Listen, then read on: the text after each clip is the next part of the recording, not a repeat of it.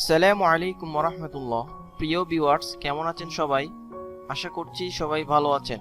Basic computer কোর্সের চতুর্থ পর্বে সবাইকে স্বাগতম। আজকের এই ভিডিওতে আমরা কম্পিউটারের আরো গুরুত্বপূর্ণ বিষয় নিয়ে আলোচনা করব। আপনারা যারা পূর্বের পর্বগুলো দেখেন নাই, প্রথম, দ্বিতীয় ও তৃতীয় পর্ব যারা দেখেন নাই, আপনারা আমাদের প্লেলিস্টে পাবেন। ধারাবাহিকভাবে এসব ভিডিওগুলো দেখে নিতে পারবেন। আজকে আমরা স্টার্ট বাটন নিয়ে আলোচনা করব। স্টার্ট বাটন কি সেটা আমরা জানি। একটা কম্পিউটারের গুরুত্বপূর্ণ অপশন হলো স্টার্ট বাটন। এখানে আপনি সবকিছু পাবেন। উইন্ডোজের সাথে যেসব সফটওয়্যার দেওয়া থাকে বিল্ট ইন, সেগুলো এখানে পাবেন।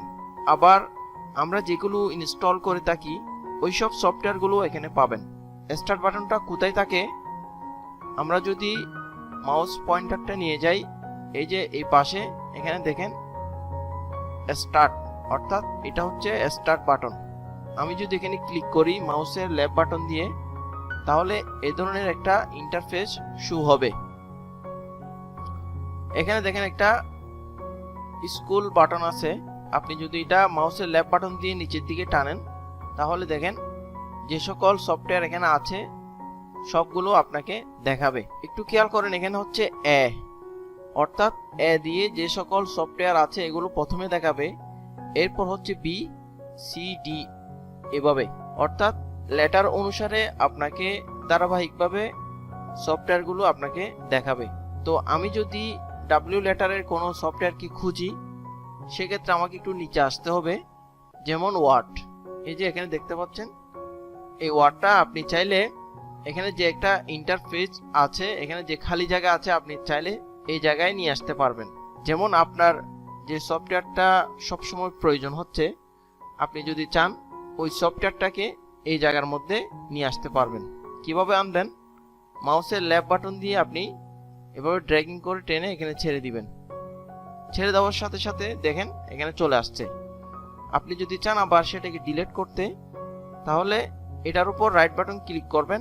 ক্লিক করার পর আনপিন ফ্রম স্টার্ট, আপনি এখানে ক্লিক করলে সেটা চলে যাবে। আবার যদি নিয়ে আসতে চান, তাহলে মাউসের লেফট বাটন ধরে এভাবে ড্র্যাগিং করে এখানে টেনে ছেড়ে দিবেন, তাহলে সেটা চলে আসবে। এভাবে করে আপনি যে কোনো সফটওয়্যার এই জায়গায় রাখতে পারবেন। যেমন আমি চাচ্ছি অন্য আরেকটা রাখতে, যেমন আমি গুগল ক্রোমটাকে এখানে নিয়ে আসব, তাহলে আপনি মাউসের লেফট বাটন ধরে এভাবে ড্র্যাগিং করে এই জায়গায় নিয়ে আসবেন। অথবা আপনি এই পাশেও রাখতে পারবেন, অথবা এটা নিচেও রাখতে পারবেন।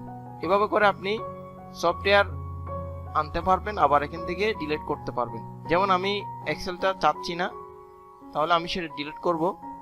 এখানে দেখেন রাইট বাটন ক্লিক করার পর আনপিন ফ্রম স্টার্ট, আপনি এখানে ক্লিক করলে সেটা চলে যাবে। এরপরে দেখেন এখানে আপনার অনেকগুলো অপশন আছে।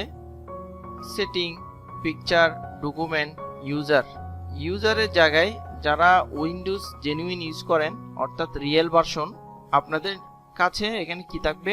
উইন্ডোজ লেখা থাকবে। এখানে ক্লিক করলে আপনারা এই তিনটা অপশন পাবেন: lock, sign out, change account setting. এরপর হচ্ছে ডকুমেন্ট, অর্থাৎ আপনি যদি এখানে ক্লিক করেন তাহলে আপনাকে ডকুমেন্টে নিয়ে যাবে। ডকুমেন্টের মধ্যে আপনি যে সকল ফাইল ফোল্ডার রাখছেন এগুলো এখানে শো হবে। এই ডকুমেন্টটা কোত্থেকে আসছে একটু দেখাই। সেটা হচ্ছে দিস পিসিতে যখন আপনি ক্লিক করবেন, ডাবল ক্লিক করবেন মাউসের লেফট বাটন দিয়ে, এই পাশে দেখেন একটা ডকুমেন্ট অপশন আছে, ডকুমেন্ট। এখানে ক্লিক করলে যে ফোল্ডার ফাইলগুলো আসছে, ঠিক সেম আপনি স্টার্ট বাটন থেকে এই ডকুমেন্টে ক্লিক করলে ওই বিষয়টা আসবে। তেমনিভাবে পিকচারে ক্লিক করলে পিকচারের মধ্যে যে ফোল্ডারগুলো আছে ওইগুলো এখানে শো হবে। যদি পিকচার থাকতো তাহলে পিকচার আসতো।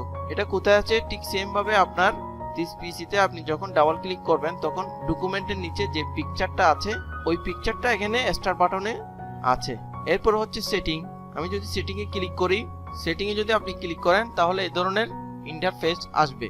এখানে দেখেন অনেকগুলো অপশন। তো এটা দেখাচ্ছি আপনাদেরকে টাইম এন্ড ল্যাঙ্গুয়েজ। আপনি যখন এখানে ক্লিক করবেন তখন এই ধরনের অপশন আসবে। তো আপনি এখান থেকে কোনটা চেঞ্জ করতে চাচ্ছেন সেটা বাম পাশে অলরেডি আছে।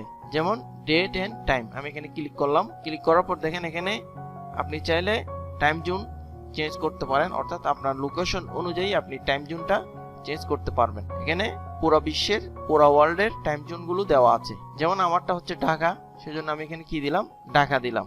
এরপরে দেখেন ল্যাঙ্গুয়েজ, আমি যখন ল্যাঙ্গুয়েজে ক্লিক করছি তখন এই ধরনের অপশন আসছে উইন্ডোজ ডিসপ্লে ল্যাঙ্গুয়েজ, অর্থাৎ আপনার যে ভাষা আপনি সে ভাষা এখান থেকে সিলেক্ট করতে পারেন। সাধারণত ইংলিশ ইউনাইটেড স্টেট দেওয়া থাকে, যারা অ্যারাবিক তারা অ্যারাবিক চাইলে দিতে পারে।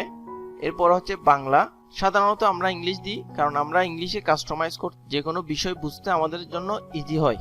অথবা আপনি যদি চান কোনো ল্যাঙ্গুয়েজ অ্যাড করতে সেটা এখান থেকে করতে পারবেন। কিভাবে করবেন, আপনি অ্যাড ল্যাঙ্গুয়েজে ক্লিক করবেন, ক্লিক করার পর এখানে অনেকগুলো ল্যাঙ্গুয়েজ আছে, পুরো বিশ্বের যে সকল ল্যাঙ্গুয়েজ দেওয়া আছে সেগুলো এখানে আছে, আপনি সেগুলো এখান থেকে নিয়ে আসতে পারবেন। যেটা চাচ্ছেন আপনি সেটাতে ক্লিক করবেন, ক্লিক করার পর নেক্সট দিবেন।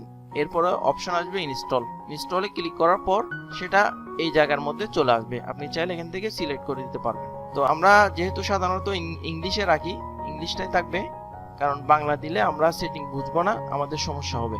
এরপরে বিষয় হচ্ছে টাস্ক বার, আমরা টাস্ক বার নিয়ে আলোচনা করেছি, কিন্তু টাস্ক বারের এই যে বাম পাশে কি রয়েছে চার্টস বক্স, এটা চাইলে আপনি আপনার মতো করে সাজাতে পারেন। কিভাবে সাজাবেন, এখন দেখেন এখানে কি আছে চার্টস, আপনি যদি এখানে ক্লিক করেন যে কোনো সফটওয়্যার যে কোনো ফোল্ডার আপনি এখান থেকে চার্জ করতে পারবেন।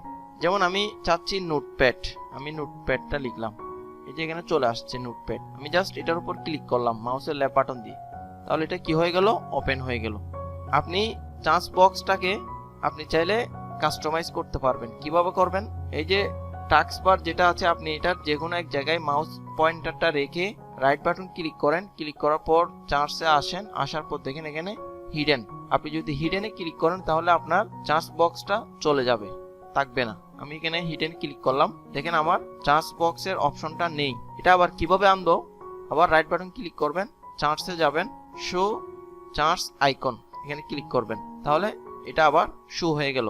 আপনি যদি চান চার্জ বক্সটা পুরো আপনার টাস্ক বারে শো করবে, বড় আকারে শো হবে, এটা কিভাবে করবেন, রাইট বাটন ক্লিক করবেন, চার্জে আসবেন, দেন শো চার্জ বক্স এখানে ক্লিক করবেন, তাহলে দেখেন এখন কিভাবে শো হচ্ছে। এখন টাইপ হিয়ার টু চার্জ, অর্থাৎ চার্জ বক্সটা বড় আকারে দেখাচ্ছে।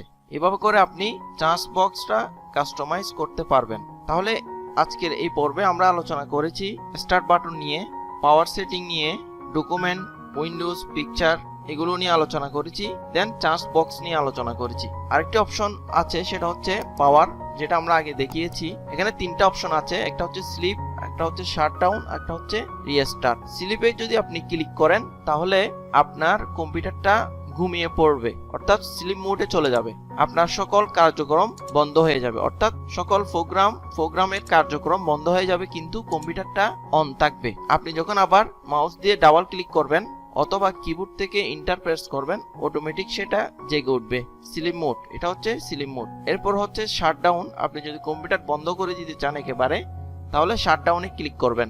একদম লাস্ট হচ্ছে রিস্টার্ট, আপনার কম্পিউটার যদি স্লো হয় বা কোনো সমস্যা হয় বা সফটওয়্যার রান করতে কোনো সমস্যা হয়, এক্ষেত্রে আপনি রিস্টার্ট বাটনে যদি ক্লিক করেন কি হবে, পুনরায় আপনার কম্পিউটারটা চালু হবে। এই যে এটা হচ্ছে রিস্টার্ট বাটন। তো আজকের এই পর্ব এখানে শেষ করছি। আপনারা যারা পূর্বের পর্বগুলো দেখেন নাই, প্রথম, দ্বিতীয় ও তৃতীয় পর্ব, আপনারা প্লেলিস্টে এগুলো পাবেন। যদি পূর্বের পর্বগুলো না দেখেন তাহলে অবশ্যই ওই পর্বগুলো দেখে নেবেন, কারণ আপনি যদি পূর্বের পর্বগুলো না দেখেন তাহলে এই পর্বটা আপনার বুঝতে কষ্ট হবে। এই জন্য আপনারা ধারাবাহিকভাবে পর্বগুলো দেখে নেবেন। তো আজ এখানে শেষ করছি, সবাই ভালো থাকবেন, সুস্থ থাকবেন, আল্লাহ হাফেজ।